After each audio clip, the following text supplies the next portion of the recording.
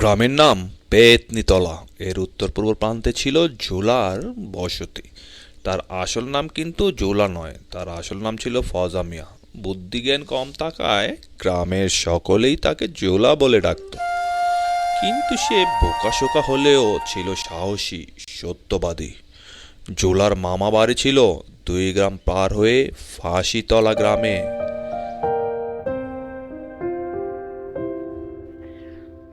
অনেক দিন হলো তোর মামা বাড়ির কোনো খোঁজ খবর পাওয়া যাচ্ছে না। তোর মামা বাড়ির একটু খোঁজ খবর নেওয়া দরকার, কিন্তু তোকে পাঠাতে তো ভয় লাগে। কি করতে যে কি করে ফেলিস। তাছাড়া তুই রাতে একা পথ চলতে পারিস না। তা বলছিলাম, তুই কি পারবি তোর মামা বাড়ি থেকে ঘুরে আসতে? হ্যাঁ পারবো, খুব পারবো। একবার বলি দেখো না আমি কি করি। তা কবে, কখন যেতে হবে তা শুধু বলি দেখো না, আজই যাবো মামার বাড়ি।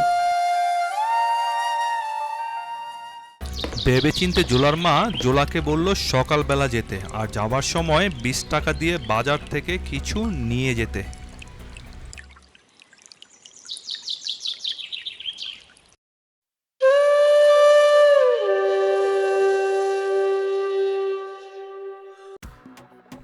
পরদিন সকালে জোলা 20 টাকা নিয়ে তার মামা বাড়ির উদ্দেশ্যে রওনা দিল।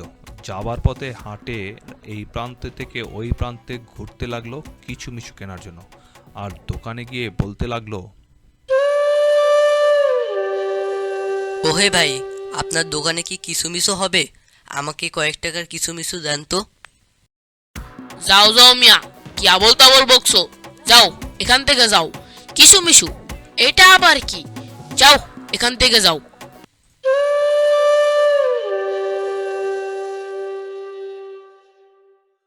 দুষ্ট এক দোকানদার দূর থেকে সবকিছু দেখে জোলাকে কাছে ডেকে নেয়। তা ভাই, কিসুমিসু এই বাজারে শুধু আমিই বেচি, তো একটাই ছিল আমার কাছে, এটা তোমাকে দিয়ে দিলাম। জোলা বাজার থেকে কিছু মিছু নিয়ে মামা বাড়ির দিকে চলতে লাগলো। এত বড় কিছু মিছু পেয়ে মামা বাড়ির সবাই অনেক খুশি হবে, তাকে অনেক মজার মজার খাবার দেবে, আরো নানান কিছু সে ভাবতে ভাবতে পথ চলতে লাগলো।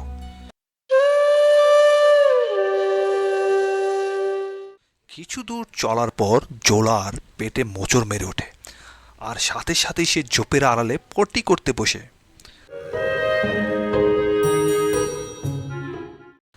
পটি শেষে যখন সে উঠে দাঁড়ালো, দেখতে পেল তার পটি আপনা আপনি জায়গা থেকে দূরে সরে যেতে থাকে। আর সে বোকা জোলা ভাবলো তার পটি হাঁটতে পারে।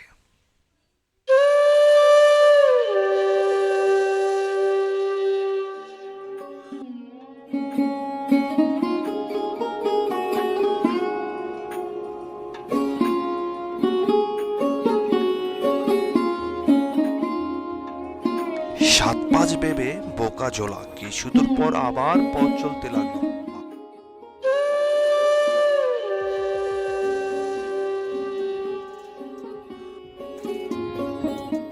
বাকিটা পথ কোনো সমস্যা ছাড়াই জোলা তার মামা বাড়িতে পৌঁছে গেল।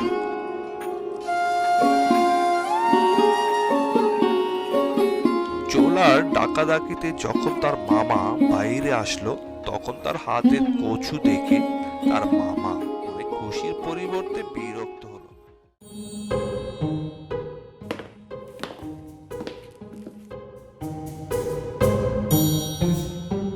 বোকা জোলাকে বাড়ির ভিতর নিয়ে গিয়ে মজার মজার খাবারের পরিবর্তে ভর্তা দিয়ে ভাত খেতে দিল। বোকা জোলা তাই দিয়ে পেট ভরে ভাত খেলো। খাবার দাবার শেষে সবাই ঘুমিয়ে পড়ল, বোকা জোলা তার ঘরে শুয়ে পড়ল। মাঝরাতে হঠাৎ বোকা জোলার পেটে আবারও মোচড় দিয়ে উঠল। কিছু সময় পর বোকা জোলার মনে পড়ল আসার সময়ের সেই ঘটনাটি, আর তাই ভেবে সাথে সাথে বোকা ঘরের ভেতরই পটি করতে বসে পড়ে। পটি শেষে আর কি হবে, আর যা হবার তাই হলো। জোলা ঘরের এক কোণে দাঁড়িয়ে অপেক্ষা করতে থাকে। পটিকে কোনো লড়াচড়া করতে না দেখে জোলা তাকে বলতে লাগলো,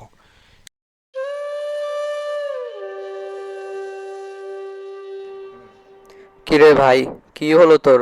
রাগ করলি কেন? যা ভাই, বাইরে চলে যা। ওই দিন তো কি সুন্দর বাইরে চলে গেলি, আজ কি হলো তোর? কথা শোন ভাই, তুই অনেক ভালো, বাইরে চলে যা, কেউ চলে আসতে পারে। আচ্ছা আচ্ছা, তোকে 10টা টাকা দিচ্ছি, তারপরও বাইরে চলে যা। ও আচ্ছা, বুঝতে পারছি, যাবি না তো? তোকে মামার বাড়ি থাকার লোভ দেখাচ্ছি। বোকা জোলা রেগে মেগে তার পটিকে মারা শুরু করলো, আর সাথে সাথে শেষ হয়ে গেল তার মামা বাড়ির বেড়ানোর স্বপ্ন। সে রাতের আধারেই মামার বাড়ি ছেড়ে পালাতে লাগলো।